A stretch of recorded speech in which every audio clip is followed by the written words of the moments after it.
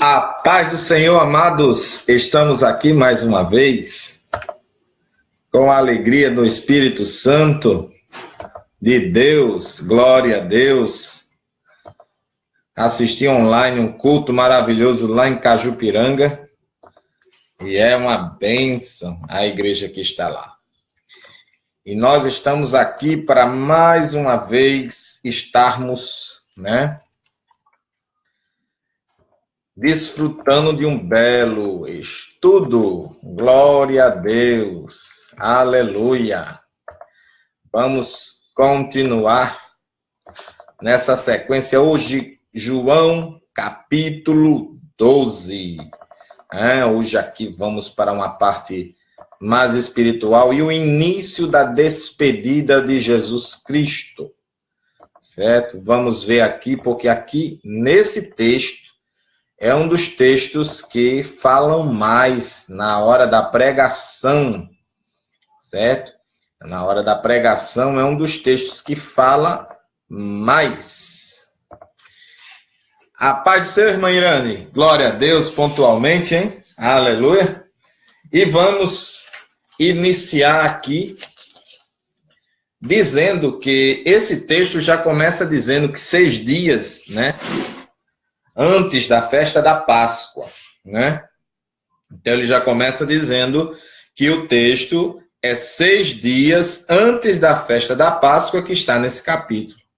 Então a gente já dá a entender que ele está dizendo que o capítulo 11 passa inteiro até a festa da Páscoa. Na verdade, aqui nesse capítulo ele vai falar algumas coisas que falou no capítulo 11. Então seria uma continuação mesmo, O Evangelho vai falando. A paz do Senhor, irmã Maria Sena. Glória a Deus. E aqui ele já começa dizendo, olha só, 6 dias antes da Páscoa, Jesus foi para Betânia, onde estava Lázaro, que havia morrido e fora ressuscitado dentre os mortos. Isso era para ter banquete, e é o que coloca aqui. Do 1 ao 8, a gente vai ver que teve o banquete e teve oferta para Jesus, Então ofereceram um jantar, Marta servia. Veja que era uma das qualidades de Marta. Ela gostava de cozinhar, Enquanto Lázaro era um dos convidados, sentados à mesa com Jesus. Então, quem é maior? É quem serve ou quem está sentado? A paz do Senhor. Docinho, tá certo? Ele andou um abraço da pastora. E ela tá me dando apoio, viu? Obrigada, Deus abençoe a todos. Ela tá dizendo Deus abençoe a todos, Minha tia Tonha chegou hoje, glória a Deus. E aí, olha só, ele aqui tá dizendo que Lázaro estava no banquete com Jesus. Deus diz, quando lemos esse texto, que existe banquete para quem está esperando uma grande vitória. Aleluia? Então, eu começo aqui dizendo que ele pegou 1 libra de bálsamo. Não é barato, certo? 1 libra, ela é na faixa de 300 gramas, certo? Então, não era barato. Nardo puro, não é com mistura, com nada. É o nardo puro. Então, nardo puro era muito caro também. Um óleo perfumado muito caro, e ungiu os pés de Jesus e enxugou com os cabelos. Eita, aleluia! Que oferta, hein? Com seus cabelos. E a casa encheu-se com a fragrância daquele bálsamo, certo? Tudo que indica o preço desse perfume era 300 dias trabalhados, certo? Então, seria 300 denários. Eita, cara. Um dia trabalhado é um denário. Então, 300 a 400 denários seria o preço desse perfume, ou seja, de um ano ou quase um ano, certo? De trabalho para poder comprar esse perfume e derramar nos pés de Jesus. Só que teve gente que criticou. Quando você recebe uma vitória, tem um crítico no meio. Se tiver, ele vai começar a falar não dizendo que é uma crítica, né? Ele está somente um observador, né? Ele é uma pessoa que está ali, né, para ajudar, né, colaborar e pensar nos pobres, né? E aí entra Judas, o Iscariotes, que tinha a sacola, a bolsa do dinheiro, né, o money. E aí ele começa a dizer, Judas Iscariotes, no versículo 4, filho de Simão, mais tarde ia trair, objetou.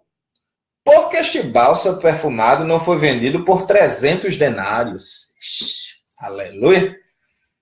Dá aos pobres, os pobres iam ficar abastecidos, né? Na verdade, ele não disse isso por se importar com os pobres, né? Mas porque era ladrão, sendo responsável pela bolsa do dinheiro, frequentemente tirada, que nela era depositado, né? Então, frequentemente depositada. Então, ele pegava frequentemente o dinheiro. Jesus, será se não sabia? Jesus sabia. Mas a didática de Jesus é o seguinte, o dinheiro era dado a Deus e Deus já estava de olho em Judas, né? Então, já estava querendo cobrar Judas. E Jesus estava tentando mediar a situação. Então, queria converter Judas. E Judas recebeu muita chance. Só que quando cessou, você já sabe o resultado, né? Então, Deus tenta salvar o pior malfeitor. Mas se ele não quer nada com Deus, ele morre. E vai para o fogo do inferno, que é o lixão, aonde só vai a corja, o lixo da humanidade, certo? E aí, houve um banquete, a gente pode, do 1 ao 8, a gente pode ver isso, oferta dá melhor para Jesus, que quando a gente dá para Jesus, algumas pessoas dizem que é para a igreja, algumas pessoas querem dizer que é para o pastor, não, para Jesus, quando se refere para Jesus, é para obra, certo? A obra de Deus envolve, vamos lá, um trabalho missionário, envolve o templo, a reforma. A obra de Deus envolve bancar uma pessoa que é viúva, necessitada, dar uma ajuda de custo. A obra de Deus envolve até a condução do combustível de alguém que está precisando ir. Não é aquela coisa de lucrar, entendeu? Não pode ter isso em visão. Não era lucro. Eles usavam mesmo. Mas, para ter esses privilégios, tem alguns requisitos. Para ser bancada a obra de Deus, a igreja vai analisar, juntamente com o pastor da igreja e a liderança da igreja juntos, vão chegar e vão analisar. Realmente fulano precisa, entendeu? Se não precisa, não pode, certo? É aos necessitados, entendeu aí? Muitas das vezes o pastor ele não trabalha, então sim, o pastor precisa, porque ele não vai morrer de fome. Mas quando o pastor tem um trabalho, não. Pode ser socorrido, pastor, o bujão secou, R$50, R$60.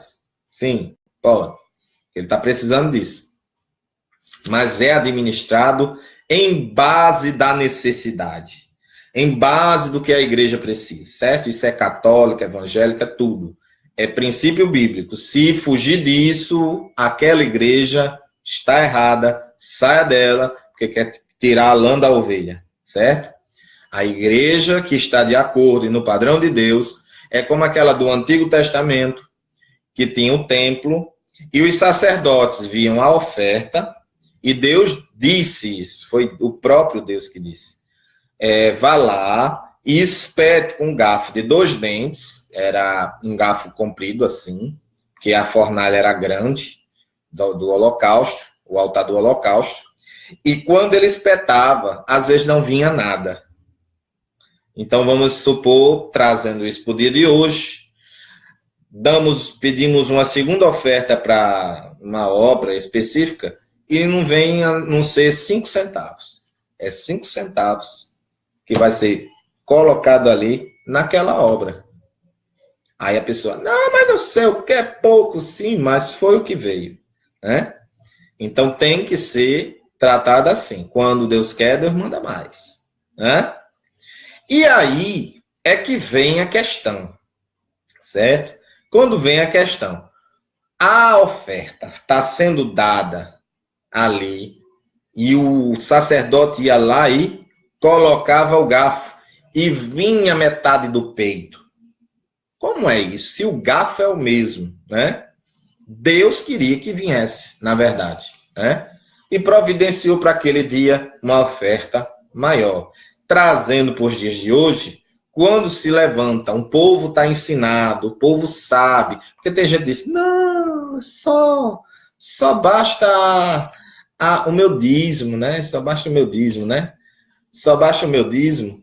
Então, assim, é muito, muito mesmo complicado tirar na cabeça da pessoa que tem já na Bíblia a oferta alçada. A oferta alçada é uma segunda oferta. É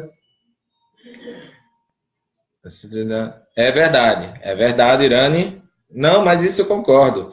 É como eu disse, tem igreja, né, que não está querendo olhar a necessidade da ovelha, certo?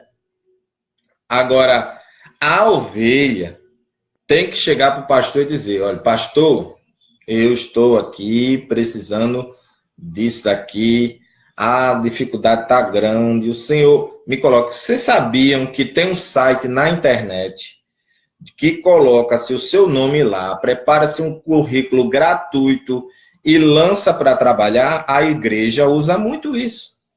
E ela consegue colocar lá e entram os irmãos em oração e daqui a pouco aquele irmão é chamado. Quem ajudou? A igreja.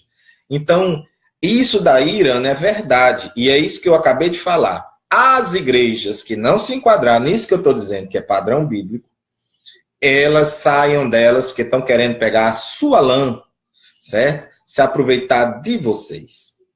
Mas tem a oferta alçada na Bíblia, que é uma segunda oferta em prol de um propósito, uma necessidade.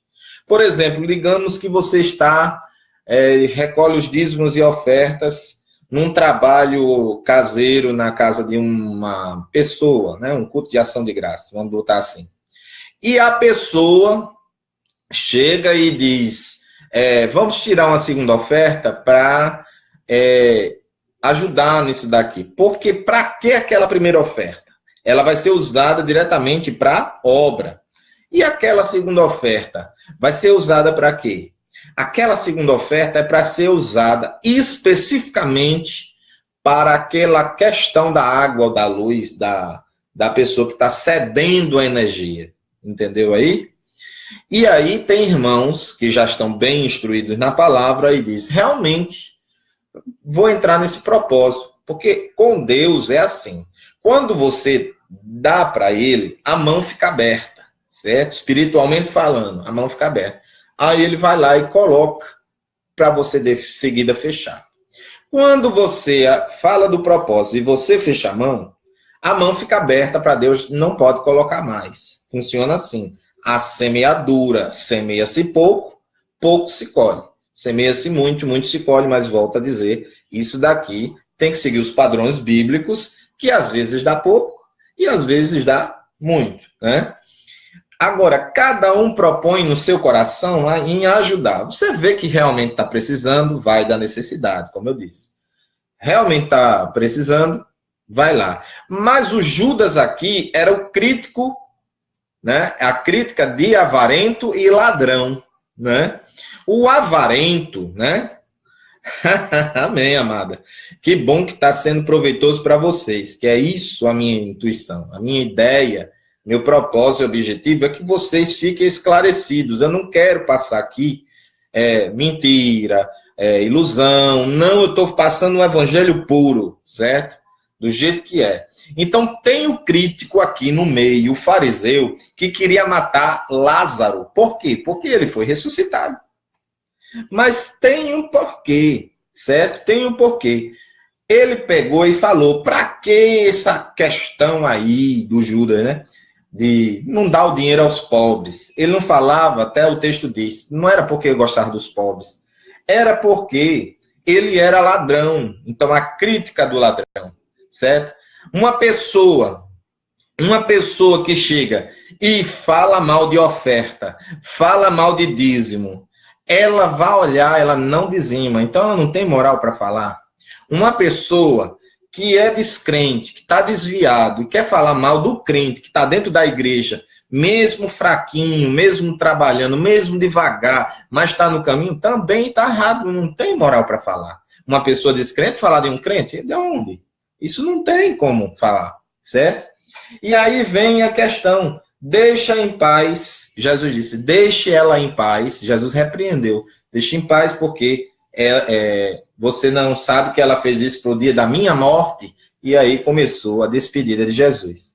Do 9 ao 10 é uma trama para matar Lázaro, e você veja lá os chefes dos sacerdotes no 10, ele dizendo, tramaram matar Lázaro também, pois por causa que ocorrera com ele, muitos estavam seguindo a Jesus. Olha, Deus dá um milagre para você. Deus dá uma bênção para você. Você vive pregando o evangelho e você começa a prosperar. O que vai acontecer? Muita gente vai crer em Jesus, não é em você. Ele sabe que você é um ser humano. A visão correta é que você é um ser humano. Mas essa pessoa vai ficar apaixonada por Jesus, vai dizer, Jesus está ajudando seu servo. Entendeu? Só que tem aqueles irmãos que são fariseus, que querem ser a estrela. E a igreja dele para de não encher porque está na carne, está pregando a mentira, né? Está pregando exploração. Aí param de ir para lá e vai para de Jesus, que realmente são algumas que tem perto lá e está pregando Jesus direito. Aí a dele para. O que ele quer? Ele quer acabar com a sua. Ele vai fazer oração contrária. Ele vai para macumbeiro, dizendo que apesar de ser pastor, mas não tem nada contra e tal, inventa um monte de mentira, certo? Então tem macumbeiro que visita a casa de artigo religioso, que chegou e falou para uma pessoa que eu conheço e disse que lá ia frequentando pastores, certo? E irmãs de ciclo de oração. Meu irmão, sabe o que é isso? É joio no meio do trigo. Para isso vocês têm que orar e dizer, Deus me mostre quem é o que eu coloco, viu? É para isso que eu estou dizendo. Então Deus vai mostrar quem é. A maior segurança é quando Deus escolhe. O seu julgamento e o meu julgamento interessa se estiver em base bíblica. Agora, se for crítica, Deus te condena por causa da crítica. Porque Deus não manda criticar. Deus manda a crítica para destruir uma ideia. Não é para construir nada. Não existe crítica construtiva, certo? Agora, existem julgamentos que são necessários você fazer. Eu analiso se essa obra realmente precisa. Uma igreja enorme, de um porte de 4.000 pessoas, será se ela está necessitando ou está gastando dinheiro à toa? Ela tá, porque se aumenta a receita, ela vai gastar mais. Como é que ela está gastando aquele dinheiro se tem 4.000 pessoas ali? Não dá para fazer a obra com 4.000? Porque tinha uma pessoa que me falou, um pastor também, ele chegou e disse, pastor, tem 160 pessoas na minha igreja, mas só 10 dizima. O que era que acontecia ali? Né? Eu disse, tem alguma coisa errada, amado. 160 aqui, só dizima 10. Então era como se tivesse o quê? 10 membros. Entendeu? E tem alguma coisa errada, amado. 150 não tá dizimando? Então, faltava aquelas pessoas verem alguma coisa. Entendeu? Só que quando eu ia pregar lá, a oferta aumentava. Ele disse isso para mim. E ele me chamou umas 2 ou 3 vezes lá, certo?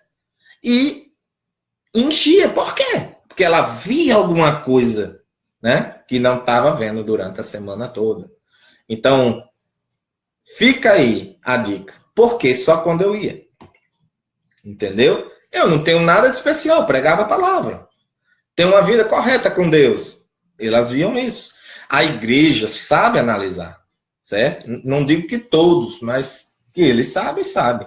Mas eles queriam matar, queriam acabar, queriam criticar, queriam derrubar, porque o milagre estava atraindo pessoas para Jesus. E nem todo mundo vai pensando que vai ficar feliz com sua vitória. Eita, aleluia. Vai não, viu? Nem todo mundo vai ficar feliz, não. Porque tem gente que quer prender você, certo? Quer segurar você. E você é livre para ter que fazer a obra. Aleluia. Você tem que ser fiel ao seu ministério? Sim, você tem que ser fiel ao seu ministério, ao pastor que você está enquanto está com ele, até Jesus dizer, não é mais esse, é outro. Amém? Mas depois, enquanto estiver com seu pastor, é. No versículo 11, são 5 dias já antes da Páscoa, certo? E aqui já tem passado 5 dias, né? E aí entra na entrada profetizada, né? Que vai ser os raminhos, né? Que diz sexta-feira de ramos, né? Se eu não me engano é assim, né? É quinta-feira de ramos. No dia seguinte, a grande multidão que tinha vindo para a festa, assim que ouviu que Jesus estava chegando de Jerusalém, pegou ramos de palmeiras e saiu ao seu encontro exultando, Hosana, bendito que vem em nome do Senhor. Olha só. Queriam matar porque a atenção não estava mais nos fariseus, né? E sim em Jesus. Tem gente que quer ser estrela, viu? Não seja estrela não, deixe Jesus brilhar. Passados 5 dias até aqui, né, no 11, no 19, Hosana em hebraico é Rosh Ha-Anan, certo? Rosh Ha-Anan, né? Rosh Ha-Anan. Então é Hosana, Rosh Ha-Anan, quer dizer, dá salvação agora. Não é amanhã o dia da salvação, não é assim que diz? Dá salvação agora. Quer dizer o quê? Hosana, certo? Hosana ao filho de Davi. Hosana, bendito que vem em nome do Senhor. Quer dizer, que é uma forma de louvor e gratidão, certo? Então, quando diz Hosana, ele está exultando.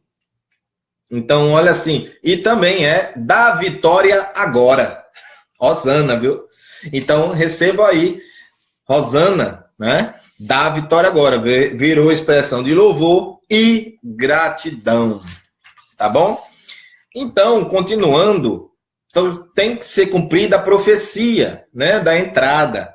No 14 e no 15, fala que não tenham medo, ó filha de Sião, eis que teu rei está chegando montado em um jumentinho, certo?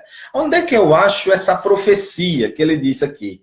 Montou conforme está escrito. Toda vez que disser está escrito, geralmente apontando para o Antigo Testamento. Glória a Deus.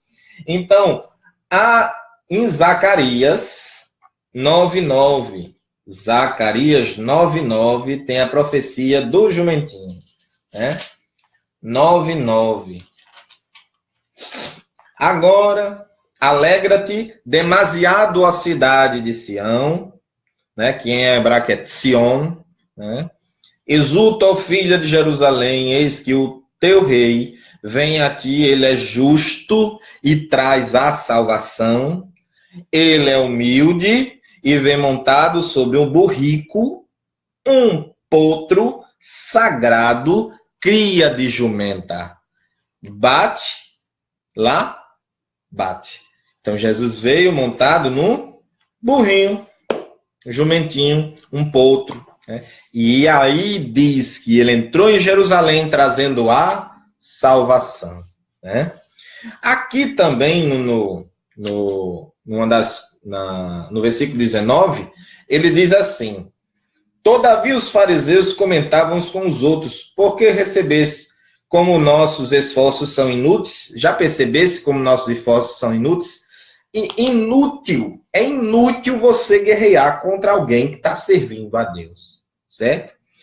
Nem macumbeiro ele suporta, curandeiro ele não suporta, porque ele diz logo Inclusive, tem alguns irmãos que são ex-macumbeiros e eles dizem todos uma mesma coisa. Quando eu escuto, eu vou comparando, eu tenho esse hábito. E comparando, eu vejo que é uma fala só de todos eles. Quando eles iam fazer um trabalho pedido para um crente, aí o demônio lá chegava, né, que eles chamam de guia, aí dizia assim, olha, diga que o homem de branco está com ela, viu? Com essa pessoa aí que ela está. O homem de branco é Jesus. Entendeu aí?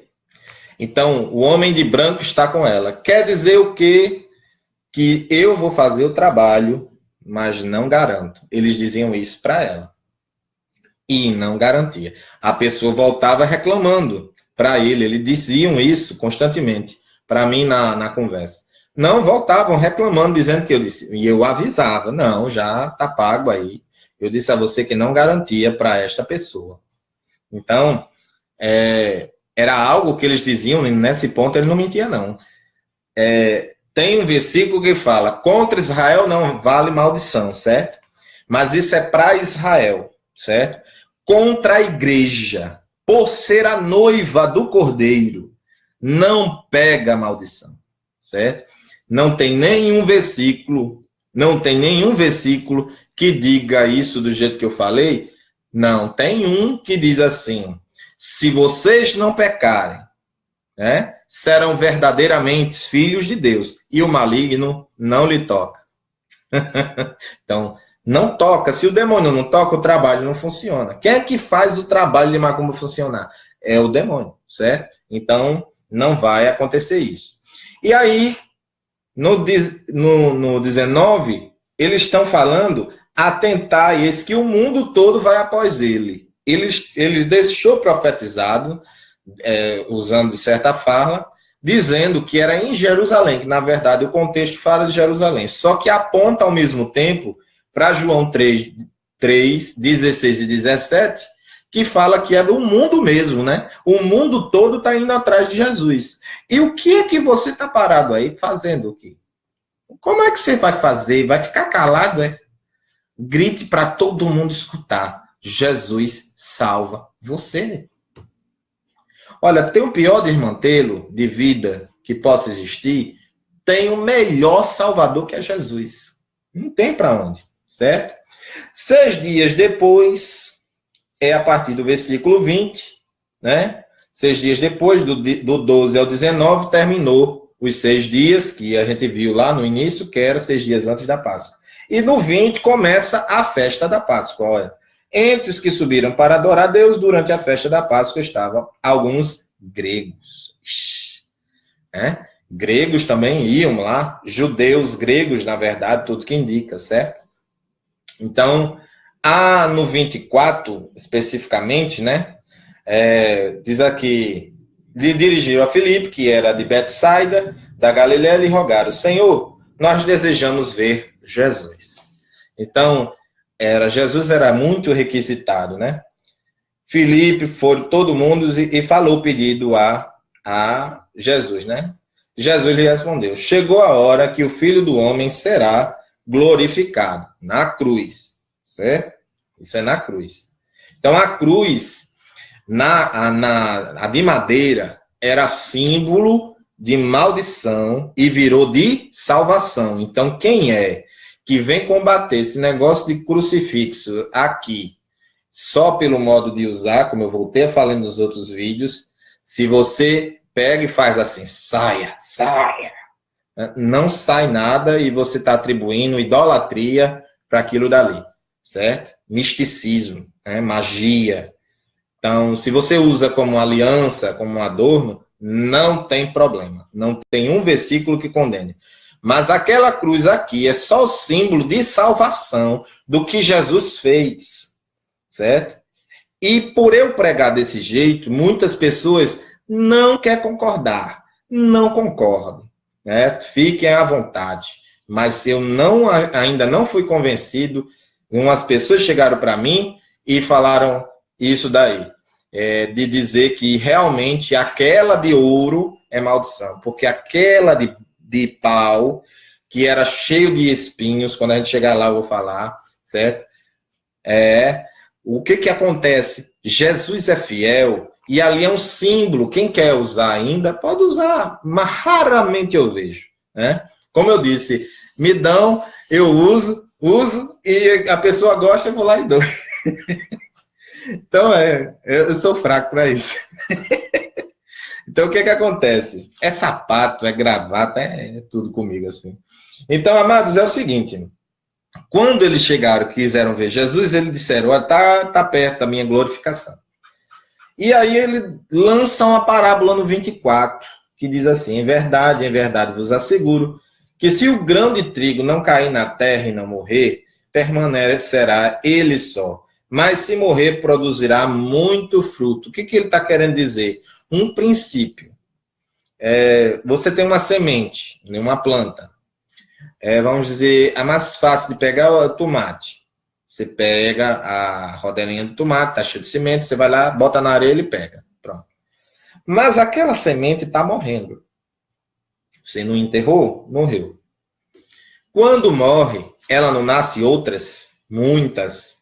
Então, através do seu testemunho, certo?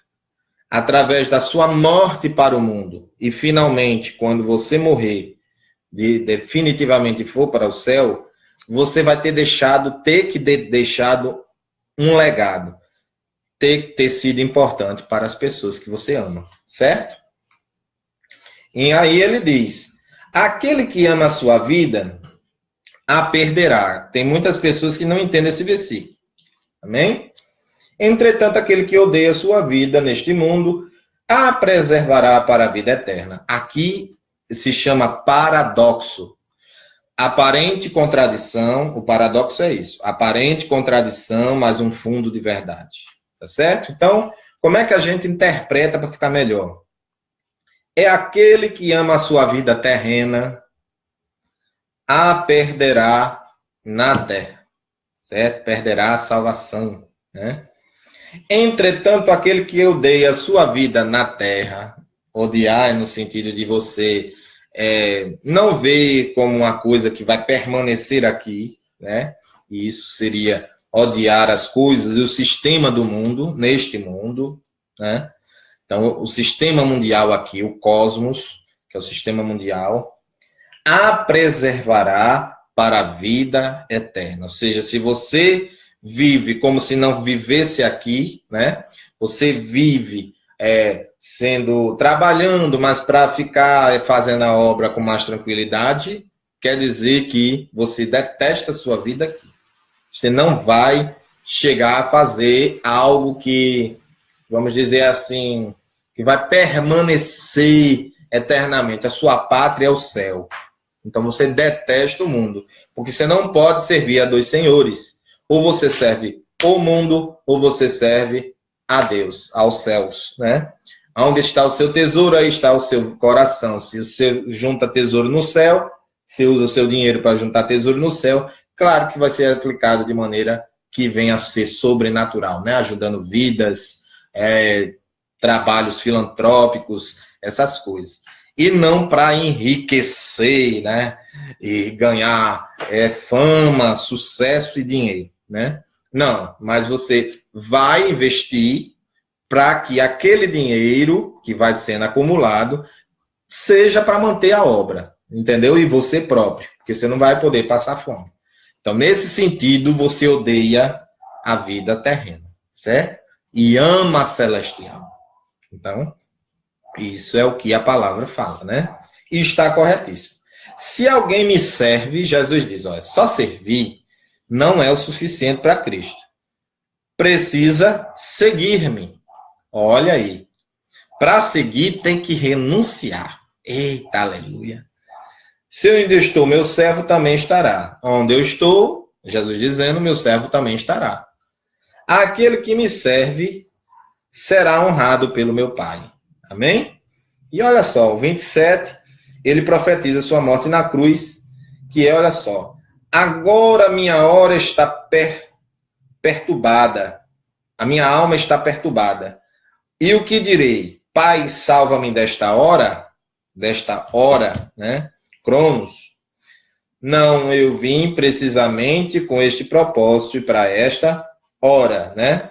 Na verdade, esta hora aqui, primeira, ele fala do kairos, né? Que é o tempo oportuno, né? Certo, escolhido, um tempo de Deus, certo que vai acontecer, escolhido por Deus, que é certo que vai acontecer, mas você não sabe quando é o início, quando é o meio e quando é o fim. É um tempo oportuno, certo? Não vim precisamente com este propósito para esta hora, né? Esta hora aqui, Pai, glorifica. Você veja que não é uma hora do dia, é uma hora de kairos, um tempo, uma oportunidade definida. Pai, glorifica o teu nome. Eu já o glorifiquei, o Pai disse, e o glorificarei mais. Você veja que quando Deus glorifica mais, é porque ele ama extremamente. Então Jesus estava cumprindo tudo, obedecendo à risca. Então, claro que ele, e detalhe, Jesus veio para esta hora, quando ele diz, que direi, Pai, salva-me desta hora? Não, não é para me salvar desta hora. Eu vim precisamente, não é obrigado. Entenderam aí? Jesus veio, e eu escutei um hino hoje, eu não posso dizer o cantor, mas um hino bem antigo, que dizia assim, não eram os pregos que prendiam na cruz. Não eram os pregos que prendiam na cruz. Kaline Marques, seja bem-vinda. Não eram os pregos que o prendiam na cruz. Era o seu amor que o segurou na cruz. Porque, veja, ele poderia dar ordem a mais de 12 legiões de anjos. Uma legião é 4.000 a 5.000, a 6.000 anjos. Ele não poderia? Poderia, né? Ele poderia ter dado essa ordem, e ele não deu. Ele permaneceu na cruz.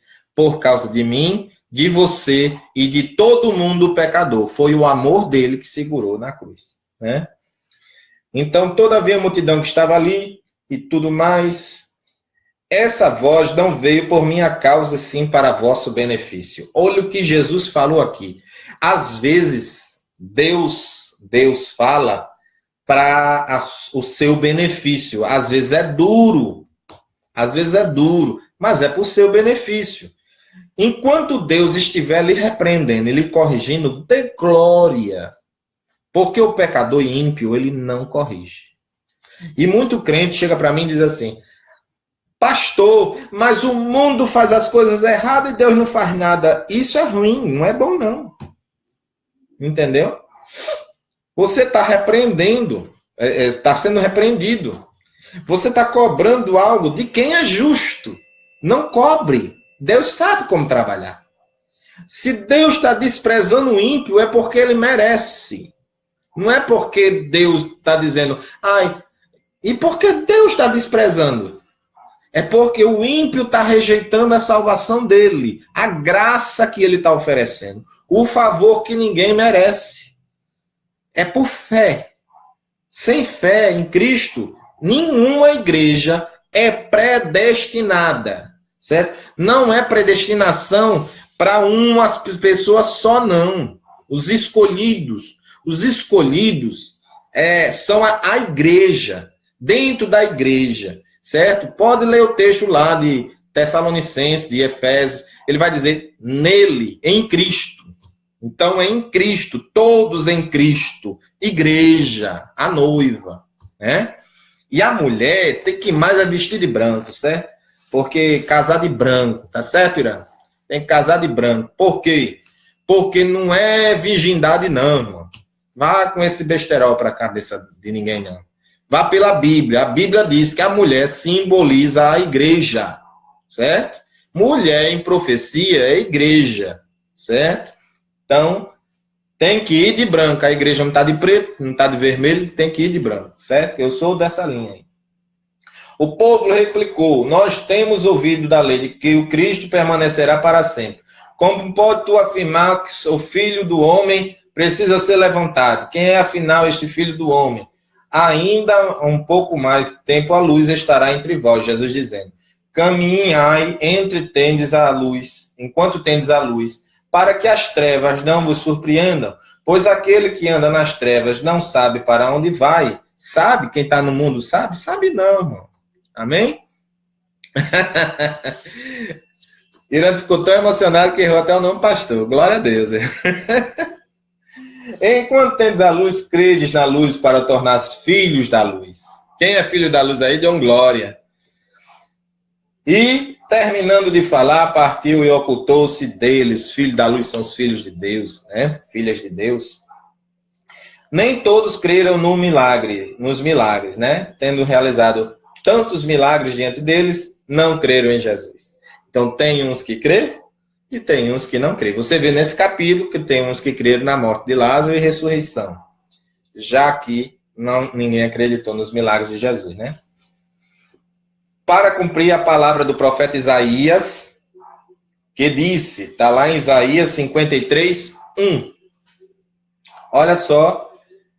Senhor, quem creu em nossa mensagem é quem foi revelado o braço do Senhor.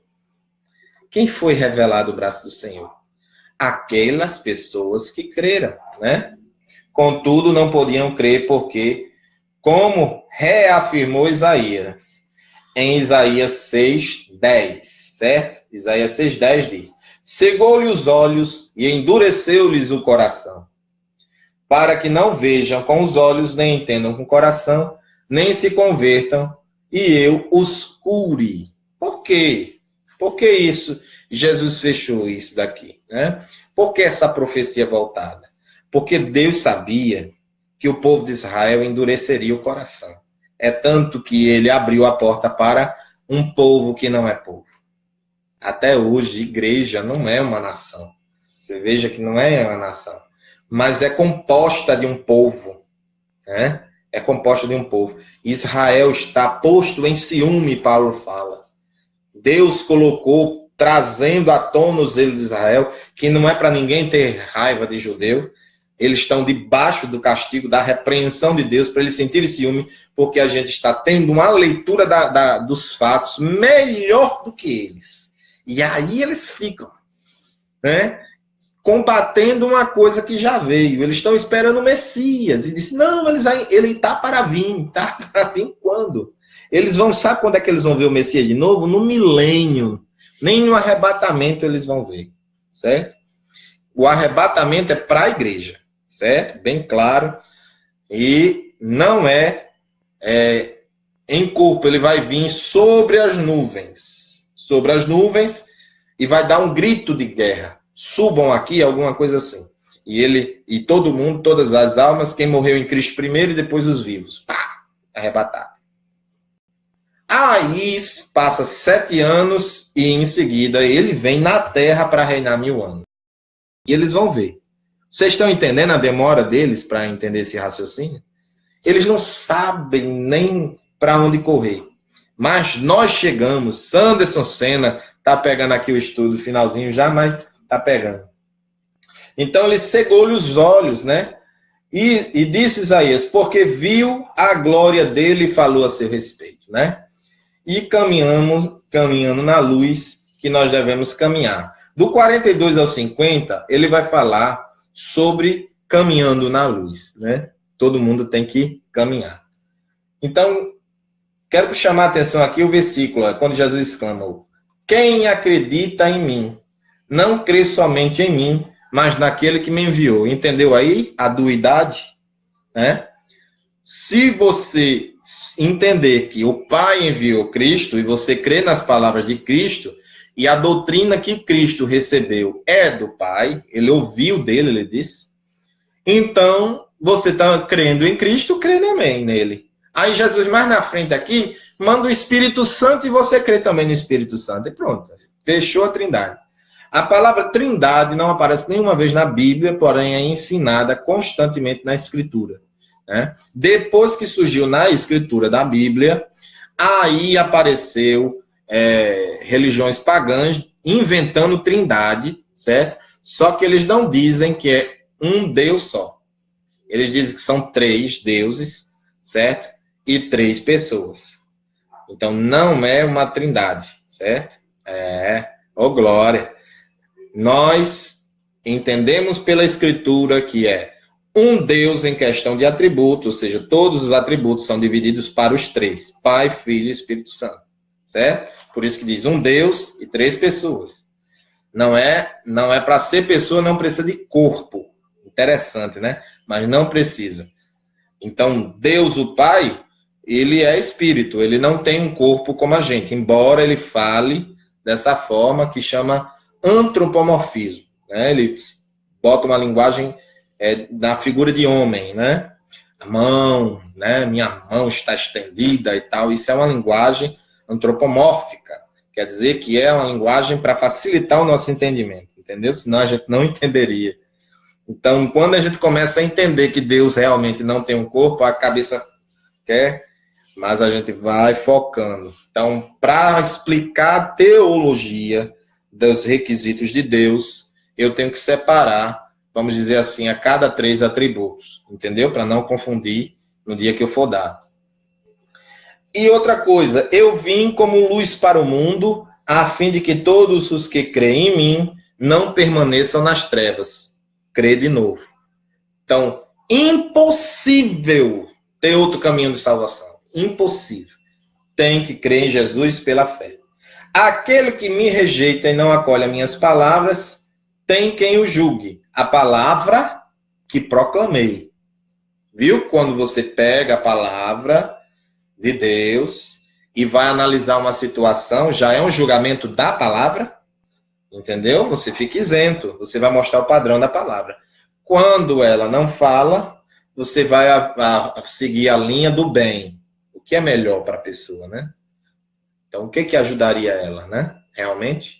Então, muitas pessoas na época, talvez alguém que está assistindo aqui, diz assim, tem um amigo de copo, né? De pileque. Então, esses não são amigos, que eles estão dizendo, não vamos para esquecer. Sim, esquecer, o problema continua. Eles não estão querendo ser amigos, estão querendo atrapalhar. Então, como é que se resolve um problema? Assim, assim, assim. Pronto, aí seria. E esses dois últimos versículos, olha só como ele está falando. Pois eu não tenho falado por mim mesmo, mas o Pai que me enviou, esse me deu ordem sobre o que eu deveria dizer e o que proclamar. Eu sei que o seu mandamento é a vida eterna. Mandamento é vida eterna. Sendo assim, tudo o que eu falo, como o Pai me mandou dizer, assim falo. Então, tem que ter... É verdade, amigo do capiroto. E quem é o demônio do vício é o Zé Pilintra, certo? Tem outros, mas basicamente é esse daí. E o que acontece? Ninguém que é viciado para ser tratado como uma pessoa só endemoniada. Não. Ele talvez esteja influenciado por ela e ele não necessariamente está dentro dele. É por isso que quando você ora não se manifesta, certo? Porque está fora influenciando. Você vê alguém que bebe, não faz influência de nada, pronto, é uma pessoa que está já com o capiroto, como disse aqui a Irane. Então, orar por ele. Um bêbado entrou na igreja, se não for para bagunçar, deixe ele sentado. Trate ele com maior carinho, certo? E deixe bem claro, deixe um obreiro lá atrás, não deixar sozinho. Porque tem uns que vinham para frente, né, do ministério, eu dizia, fica aí, tenha calma.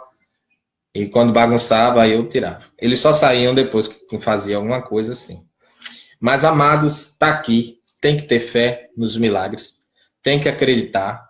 Nada de crítica, certo? Tudo que a gente falou aqui, nada de crítica. Vocês viram aqui os detalhes do texto. Tem que acreditar no milagre. Fariseu não vai acreditar, certo? É aquele que diz, a profecia não é para mim. Entendeu? Fariseu, certo? Isso não vai prestar sem o líder. Por que não? Se o líder já delegou, né? Já deu a informação, né, não?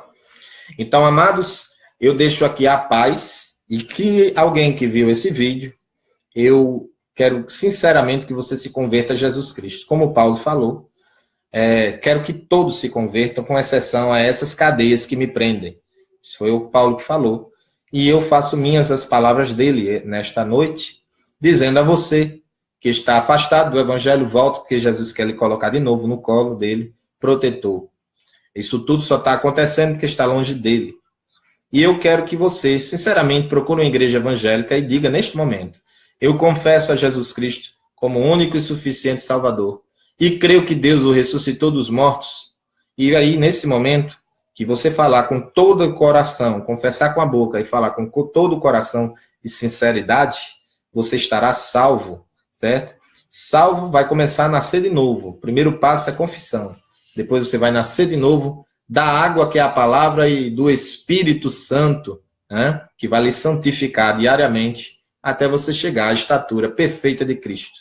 Então, sendo assim, amados, vá procurar uma igreja evangélica, vocês que se converteram. Em o nome de Jesus, eu digo amém e um tchau, tchau aos irmãos. Aleluia e glória a Deus.